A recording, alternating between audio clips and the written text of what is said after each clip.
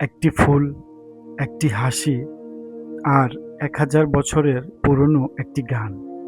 এই ৩টি মুহূর্তেই ভাবনগর সাধুসংঘের ৬১৩তম আসরকে আমার কাছে স্মরণীয় করে রেখেছে।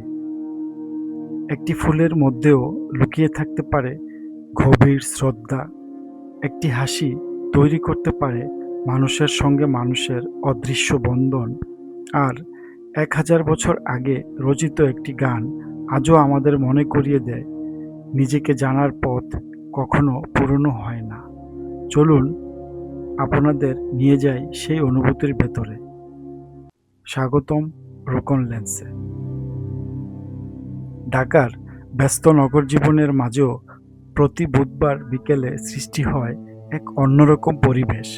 সবুজ গাছের ছায়ায়, খোলা আকাশের নিচে মানুষ জড়ো হন শুধু গান শোনার জন্য নয়, নিজেদের ভেতরের মানুষটিকে একটু খুঁজে দেখার জন্য।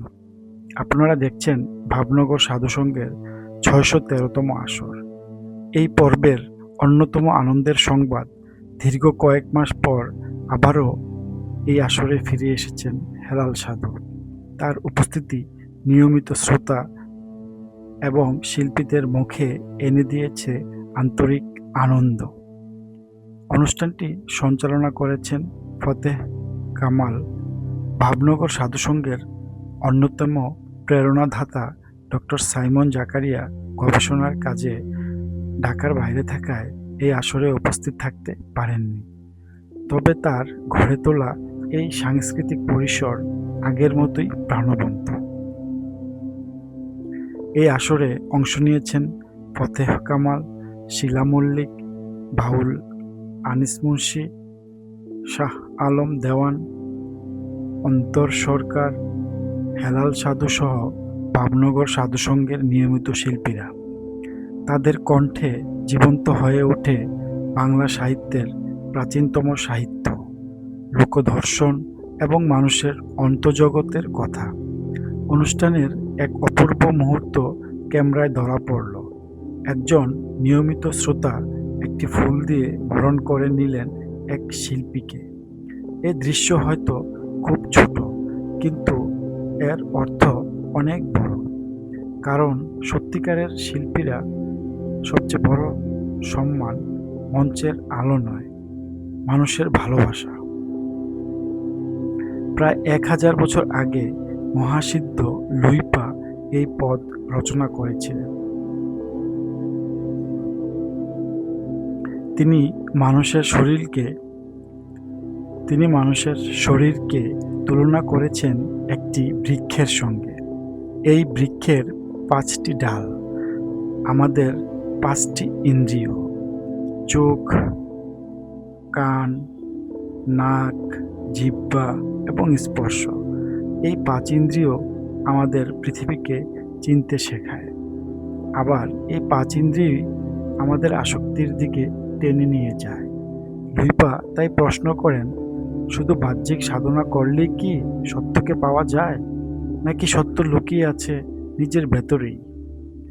এই পদে তিনি আরও বলেন, গুরুর কাছে শিক্ষা নাও, অহংকার ছেড়ে দাও, সুখ দুঃখের মোহ অতিক্রম করো, আর নিজের অন্তরকে চিনতে শেখো।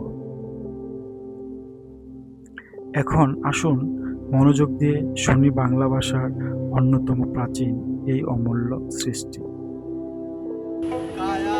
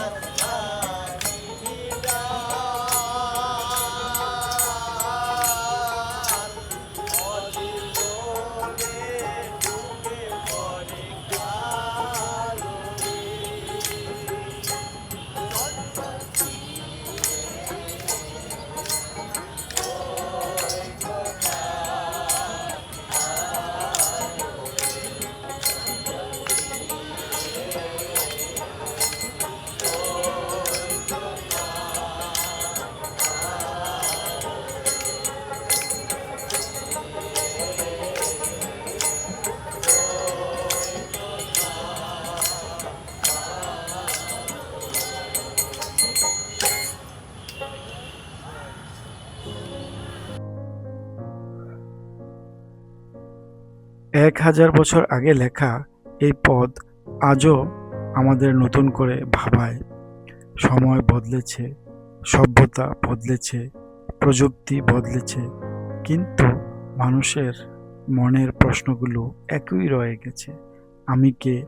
আমার পথ কোনটি? সত্য কোথায়? হয়তো সেই প্রশ্নের উত্তর খুঁজতেই মানুষ আজও ফিরে আসে এমন সাধুসঙ্গে, যেখানে গান শুধু গান নয়, গান হয়ে ওঠে আত্ম অনুসন্ধানের ভাষা। ভাবনগর সাধুসঙ্গ কেবল একটি সাংস্কৃতিক অনুষ্ঠান নয়, এটি বাংলা ভাষা, লোকসঙ্গীত এবং আধ্যাত্মিক দর্শনের এক জীবন্ত পাঠশালা। এই ঐতিহ্য বেঁচে থাকুক মানুষের কণ্ঠে, মানুষের ভালোবাসায় এবং আগামী প্রজন্মের হৃদয়ে। ভিডিওটি ভালো লাগলে একটি লাইক দিন, আপনার মূল্যবান মতামত মন্তব্যে লিখুন, আর বাংলার ইতিহাস, লোকসংস্কৃতি ও মানুষের অজানা গল্প জানতে রোকন লেন্সের সঙ্গে থাকুন। আমি রোকন, আবার দেখা হবে নতুন একটি প্রামাণ্যচিত্রে। ধন্যবাদ।